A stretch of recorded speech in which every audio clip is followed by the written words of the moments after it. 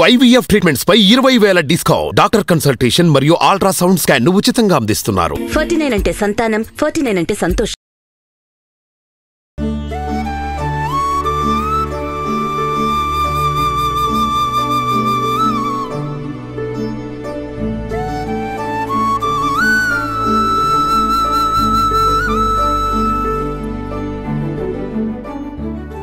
నమస్తే రమ్మగారు. నమస్తే జయ. రమ్మగారు, రెడీ అయిపోయాం. స్టవ్ ముందు మన ఇద్దరం. ఏం చేస్తున్నాం ఈరోజు? ఏమున్నాయి పదార్థాలు చూడు. అటుకులు కనిపిస్తున్నాయి, ఆలు కనిపిస్తుంది, టమాటో, ఉల్లిపాయలు, కొత్తిమీర, లెమన్. ఇదేదో చిన్న స్నాక్ ఐటమ్ లాగా అనిపిస్తుంది నాకు. ఈవినింగ్ స్నాక్స్ చేసేస్తున్నట్టున్నారు. మార్నింగ్ స్నాక్ గా కూడా చేసుకోవచ్చు, బ్రేక్ఫాస్ట్ గా కూడా. అటుకులు ఉప్మా. సూపర్. మనం పోహా అంటాం కదా, పోహా అంటాము, అటుకులు ఉప్మా అంటాం సింపుల్ గా పాత భాషలో. ఇప్పుడు ఇంగ్లీష్ అంటే హిందీ భాషలో పోహా అంటాం. అయితే ఇది మనం గుజరాతీ వెరైటీ అనుకుందాం. ఓకే. మామూలు అటుకులు ఉప్మాలో అందరూ ఉల్లిపాయలు టమాటాలు వేసుకుంటారు, మనం ఆలు కూడా వేసుకుంటాం. అక్కడ బటాకా పవా అంటారు, అలా దొరుకుతుంది. బటాకా అంటే బంగాళదుంప. ఓకే. గుజరాత్ ట్రిప్ కనుక వెళ్తే సోమనాథ్ నుంచి ద్వారక వరకు ప్రతి చోట బ్రేక్ఫాస్ట్ పోహానే దొరుకుతుంది. అందులో బటాకా పవా ప్రత్యేకంగా ఉంటుంది, ఆలు వేసింది చాలా బాగుంటుంది. Okay okay. హెవీగా ఉంటుంది, కడుపు నిండుతుంది. వట్టి అటుకులు ఉప్మాలో ఎక్కువ హెవీనెస్ ఏమి ఉండదు కదా. అవునవును. మనం బంగాళదుంప కనుక కలిపితే పిల్లల బాక్సులోకి బాగుంటుంది. ఆలు ఉండటం వల్ల చల్లారినా కూడా అది టేస్టీగా ఉంటుంది. చల్లబడిపోయిన ఒక్కసారి ప్రాసెస్ చెప్పండి రమ్మగారు. సింపుల్. తాలింపు వేసుకోవటం. అందులో ఆ తాలింపు ఏం వేస్తాం? నూనె, కొంచెం పల్లీలు, శనగపప్పు, మినపప్పు, ఆవాలు, తర్వాత ఏమో కొంచెం ఎండుమిర్చి, పచ్చిమిర్చి, కరివేపాకు వేసుకుని తాలింపు వేయించుకోవటం. అందులో ఆలులు, ఉల్లిపాయలు మొదటైతే ఉల్లిపాయ కొంచెం వేగాక ఆలు టమాటా వేసి మగ్గనివ్వాలి. అది మగ్గిపోయాక మనం ఎప్పుడైతే తిరగమాత పెడతామో అప్పుడే అటుకుల్ని శుభ్రంగా నీళ్ళు పోసి కడిగేసుకోవాలి. ఇది సుమారుగా మనం ఏంటంటే ఒక ఆ మాత్రం గ్లాసు చేసామనుకో ఒక ముగ్గురికి సరిపోతుంది. దానికి అంత సైజులో ఉన్న ఒక ఆలు, అంతే సైజు ఉన్న ఒక టమాటా, ఒక ఉల్లిపాయ వేసుకుంటే చాలు, సరిపోతుంది. సో అటుకులు మాత్రం శుభ్రంగా 2-3 సార్లు నీళ్ళు పోసి కడిగేసేయండి. పిండేసి పక్కన పెట్టుకోవాలి. అవునవును. అటుకులు బెత్తగా అవుతాయి, చక్కగా కుక్ అయిపోతాయి. ఓకే. స్టార్ట్ చేద్దామా? ఎక్కువసేపు నానబెట్టకుండా వెంటనే తీసి పక్కన పెట్టేసుకోవాలి. కడిగేసి పిండేసేయటమే అన్నమాట. అంతే. పాత్ర పెట్టుకుందాం. కాస్త పాత్ర మనం అటుకులు ఇందులోనే వేసి కలుపుతాం కాబట్టి దానికి సరిపడా పాత్ర పెట్టుకోండి. ఎక్కువ చేసేటట్టుగా ఇంకా పెద్ద పాత్ర.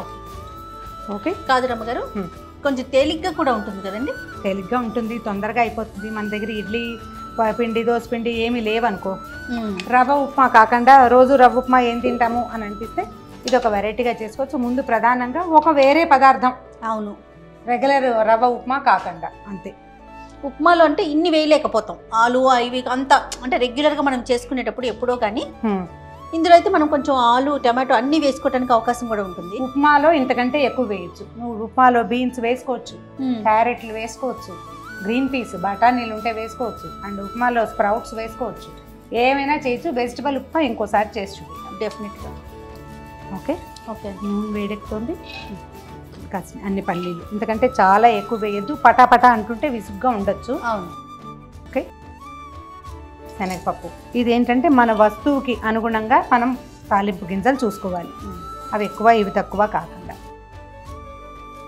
ఓకే. ఇవి కొంచెం వేగాక మన ఆవాలు, గుజ్జి ఆవాలు, అవి మొత్తం బయటకు వచ్చేస్తామంటే పోపు కూడా మనం కావాల్సినంత ఎక్కువ మన అలవాటు ప్రకారం వేసుకోవచ్చు.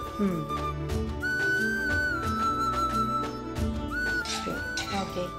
ఇప్పుడు పచ్చిమిర్చి, కరివేపాకు రెడీగా పెట్టుకో. ఉప్మాలో అల్లం వేసుకుంటాం ధారాళంగా, దీనికి అంత అల్లం అవసరం ఉండదు. దీంట్లో పసుపు వేసుకుంటారు చాలా మంది, కలర్ బాగుంటుంది అనమాట వాళ్ళ అలవాటుని బట్టి. అవును. మనం టమాటా వేస్తాం కదా అని అనుకుంటే కనుక రెడ్గా అవుతుంది. కొంచెం పసుపు వేసుకుంటే, ఒక చిటికెడు పసుపు వేసుకుంటే రంగు బాగుంటుంది. వేస్తారా? వేస్తాను. మా అక్క చేస్తుందండి, తను కూడా పసుపు ఇట్లా మీకులాగానే ఇవన్నీ అన్నీ వేస్తుంది అనమాట, తాలింపు గింజలు అన్నీ. పల్లీలు వేగితేనే పచ్చిమిర్చి, కరివేపాకు వేసేసి. అంటే అన్నట్లుగా చెప్పండి అమ్మగారు. ఎవరి టేస్ట్ వాళ్ళది. అవును. వేసేనా? వేసేసి కరివేపాకు వేసి. పోపే రుచి దేనికైనా. అవునవును. ఓకే. ఉల్లిపాయలు వేసి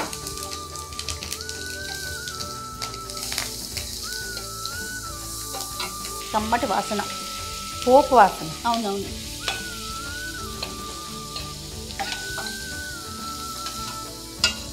ఉప్మా అని తీసి పారేయకూడదు జయ. అవును. దాన్ని సరిగ్గా చేస్తే ఉప్మా కూడా అమృతోపమానంగా ఉంటుంది, సరిగ్గా చేయాలంతే. దాన్ని అలా అని అందరికీ ఉప్మా అంటే చిన్న చూపు వచ్చేసింది రమ్మగారు. దిక్మాలిన ఉప్మా అని. యాక్చువల్ దిక్మాలిన ఉప్మా కాదు, ఉప్మా అంత హాయిగా ఉండే పదార్థం ఇంకొకటి లేదు నన్ను అడిగితే. అన్ని దిక్కులున్న ఉప్మానా? అన్ని దిక్కులున్న ఉప్మా. ఉప్మాకి అన్ని దిక్కులు ఏర్పరచాలి మనం, అష్టదిక్కులు ఏర్పరిస్తే రుచిగానే ఉంటుంది. అవును అవును. దానికి వేయాల్సింది వేయాలి అంతే. నూనె పడాలి జయ బాగా ఉప్మాకి, నెయ్యి వేయాలి, సరిగ్గా ఉడకనివ్వాలి. అవును. అందులో ఉండలు గచ్చకాయలే వచ్చినాయి అనుకో అస్సలు బాగోదు, చీరగ్గా ఉంటుంది, మైదా పిండిలాగా ఉండకూడదు. మనం నూనె తక్కువ వేస్తే అది రవ్వ శుద్ధలా ఉంటుంది, ఆయిల్ పడితే బాగుంటుంది. కాదు రమ్మగారు, రోజు ఇడ్లీ దోశ ఉప్మా ఇలా వేసుకునేటప్పుడు కన్నా ఇట్లా ఏదన్నా కొంచెం వెరైటీగా చేసుకుంటే బాగుంటుంది, తినడానికి బాగుంటుంది, అదొక ఇంట్రెస్ట్ అనిపిస్తుంది. టమాటా చివరికి వేసుకుందాము. ఉప్పు వేసేయి, ఇవన్నీ మగ్గాలి కదా. అవును, ఉప్పు వేసేయి జయ. వేయచ్చు, ఒక స్పూన్ పడుతుంది. ముక్కలు ఉన్నాయి కదా, చాలా అంటారా? చాలు. కొంచెం ఆలు మగ్గాక అప్పుడు టమాటా వేసుకుందాం. ఒక 2 నిమిషాలు మూత పెట్టేద్దాం అట్లా.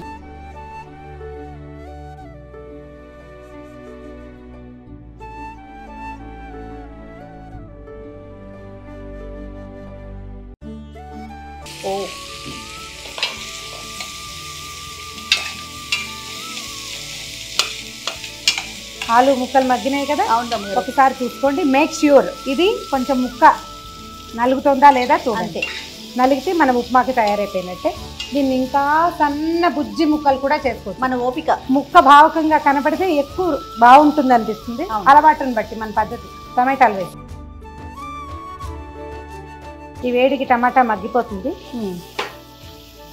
టమాటా ఆప్షనల్, మనకు కావాలంటే వేసుకోవచ్చు, లేకపోయినా పర్వాలేదు. కలర్ఫుల్ గా కనిపిస్తుంది రమ్మగారు. అవును, కలర్ఫుల్ గా కనిపిస్తుంది. కొత్తిమీర వేస్తావా? మొత్తం వేసేసి పట్టేస్తుంది.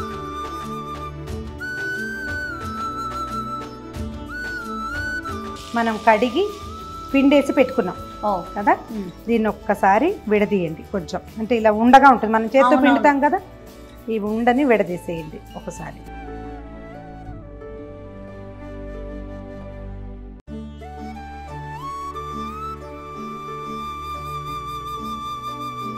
కొత్త బియ్యం వచ్చిన రోజుల్లో వడ్లు వస్తాయి కదా, అప్పుడు ఊళ్ళల్లో అటుకులు కొట్టించుకుంటాం.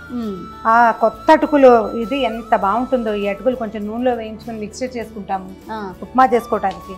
అంటే చిన్నప్పుడు ఎక్కువగా అటుకులు పాలల్లో వేసుకుని బెల్లం వేసుకుని తినేవాళ్ళం. అసలు మార్నింగ్ బ్రేక్ఫాస్ట్, ఈవినింగ్ ఏమైనా తినాలనిపిస్తే అటుకులు బెల్లం అంతే. పొట్టి తింటే కడుపులోనికి వస్తుందని తింటేవాళ్ళు కొత్త బియ్యం కాబట్టి. పాలల్లో వేసుకుంటే భలే టేస్టీగా ఉంది. నేను ఇప్పటికీ తింటాను రమ్మగారు, కానీ బెల్లం వేసుకొని కానీ పంచదార వేసుకుంటున్నా. బెల్లం వేసుకుని చూడండి, ఎక్సలెంట్గా ఉంటుంది, బాగుంటుంది. అటుకులతో పాయసం కూడా చేసుకోవచ్చు. ఈసారి ఎప్పుడైనా చూపిద్దాం తప్పకుండా.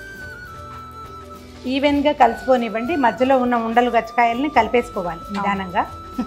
కొంచెం అటుకులు కనుక ఆరిపోయినాయి అనుకో, అవును, ఎక్కువ వండ ఉంటుంది. చూడండి రమ్మగారు, అయిపోయింది. హాఫ్ మినిట్ అంతే. అంటే స్టవ్ ఆఫ్ చేశాక నిమ్మకాయ పిండుతారా? మూత పెట్టేసి స్టవ్ ఆఫ్ వేసేద్దాం. ఈ పొయ్యి వేడి, గిన్నె వేడికి అది మొత్తం ఈవెన్గా సెట్ అవుతుంది. తర్వాత దీన్ని నిమ్మకాయ పిండుకోవటం, సర్వింగ్. ఓకే. కాదు రమ్మగారు, మనం వడ్ల నుంచే కదా అటుకుల్ని చేస్తాము.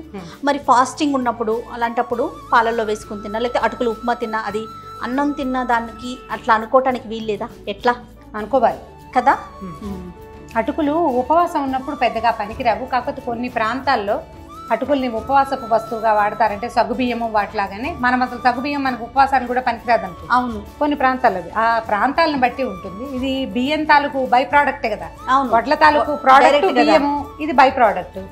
అయితే దీన్ని వండకుండా తింటాం. పచ్చటుకులు తింటే ఉపవాసానికి పనికొస్తుంది. ఓహో. దీన్ని ఉప్మా లాంటిది చేస్తే ఉపవాసానికి పెద్దవాళ్ళకి పనికిరాదు. పిల్లలకి ఏం చేస్తాం, ఏదో ఒకటి పదార్థం చేసి పెట్టాలి కదా. ఓకే, అయిపోయినట్టు. ఆవిరి వచ్చేసింది, ఇంకా సెట్ అయిపోతుంది. పూర్తిగా సెట్ అయిపోయింది జయ. ఓకే అండి. నిమ్మరసం పిండేసేద్దాం. అట్లనే నీ దగ్గర ఉంది చూడు, ఇందులో సీడ్స్ ఉన్నాయి రమ్మగారు, తీసుకున్నాను. మనం ఈజీ మెథడ్ ఏంటంటే చక్కగా పిండేది ఉంటుంది కదా. అవునవును, దాంతో పిండేసుకుంటే సరిపోతుంది. చూడు, కలర్ఫుల్గా కనిపిస్తుంది. అవునండి. ఆలు వేయటం వల్ల ఏంటంటే ఇది కొంచెం హెవీగా అవుతుంది మొదటిది. అండ్ మోర్ ఓవర్ ఏంటంటే ఎక్కువసేపు ఉన్నా కూడా చల్లారిపోయాక డ్రైగా అయిపోదు. ఆలు ఉండటం వల్ల ఎక్కువ టేస్టీగా ఉంటుంది. ఇప్పుడు ఉట్టి అటుకులు ఉప్మా అనుకోండి, ఎంత తిన్నా కడుపు నిండినట్టు అనిపించదు రమ్మగారు. ఇది మీరు ఆలు ఐడియా సూపర్. అయితే ఇందులో మనం ఇంకో పని చేయొచ్చు, దీన్ని ఇంకా గార్నిషింగ్కి అంత క్యారెట్ కూర పైన చల్లేస్తే అది కూడా ఇంకో కొంచెం కలర్ఫుల్గా పిండేసి స్టవ్ ఆపేసాం కదా.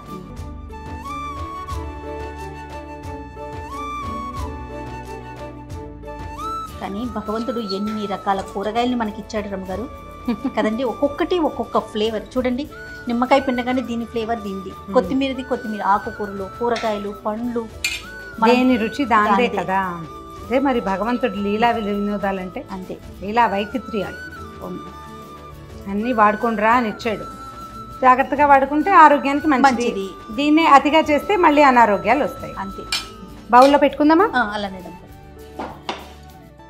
మన అటుకుల బౌల్లోకి దీన్ని షిఫ్ట్ చేసేద్దాం.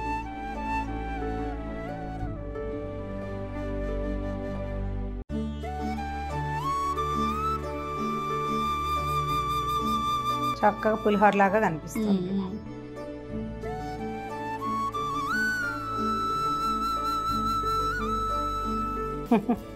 ఇది అటుకుల upma. Thank you so much. దీన్ని ఏమన్నా బటాకా బావా. ఓ బటాకా బావా బాగుంది, పేరు కూడా ఇంకా బాగుంది. ఎందుకంటే ఆలూలు వేసాం కాబట్టి. అవును అవును, అంతే. మనమైతే చక్కగా అటుకుల ఉప్మా అనుకుంటాం. అటుకుల పులిహోర అని కూడా అనుకోవచ్చు కదా. మీరు అన్నట్లు ఉదయం పూట కూడా టిఫిన్ కింద తీసేసుకోవచ్చు. మార్నింగ్ బ్రేక్ఫాస్ట్కి పనికొస్తుంది, ఈవినింగ్ స్నాక్గా పనికొస్తుంది. రాత్రిపూట ఒకవేళ ఉపవాసం ఉండి అంటే ఒంటి పొద్దు ఉంటారు కదా, వాళ్ళకి ఓకే. నాకు అనిపిస్తుంది కొంచెం వేడిగా తింటేనే టేస్ట్ బాగుంటుంది, ఎక్కువ బాగుంటుంది. చల్లారనే పర్వాలేదు. నేను టేస్ట్ చూస్తానండి. రమగారు చేశాక ఇంకా అసలు చెప్పక్కర్లేదు. వావ్, పుల్లగా, కారం కారంగా, అలానే కొత్తిమీర టేస్ట్, అన్ని రకాల రుచులు నోటికి తగులుతున్నాయి. సో చక్కగా మార్నింగ్ కానీ ఈవినింగ్ కానీ మీకు ఎప్పుడు వీలైతే అప్పుడు ఇలాంటి వెరైటీలు కూడా చేసుకుంటూ ఉంటండి. రొటీన్కి కొంచెం భిన్నంగా ఉంటుంది, కొంత ఉత్సాహం కూడా వస్తుంది. డెఫినెట్గా మీరంతా ట్రై చేయండి. సుమన్ టీవీలో మీ పర్సనల్ అండ్ బిజినెస్ ప్రమోషన్స్ కోసం కింది నెంబర్కి కాంటాక్ట్ చేయండి.